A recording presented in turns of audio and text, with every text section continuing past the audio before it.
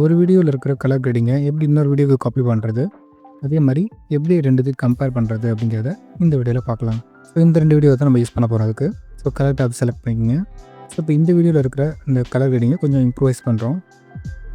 Right click பண்ணி add serial note கொடுங்க. இப்போ இந்த சீரியல் நோட்டில் தான் நம்ம அட்ஜஸ்ட் பண்ண போகிறோம் கலரை. ஸோ இந்த கிளிப்பில் இருக்க க்ரீனை கொஞ்சம் இன்க்ரீஸ் பண்ணுவோம்.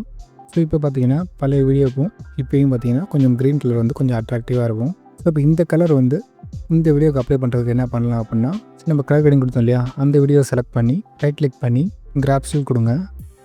இப்போ ஸ்டில் எடுத்தாச்சு, கேலரியில் அந்த ஸ்டில் இருக்கும்.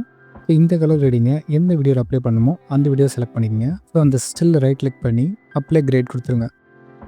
சிம்பிள், அவ்வளோதான். இப்போ பார்த்தீங்கன்னா இப்போ அந்த வீடியோவில் இருக்க இந்த கலர் கிரேடிங் வந்து இந்த வீடியோக்கும் அப்ளை ஆகிடுச்சு.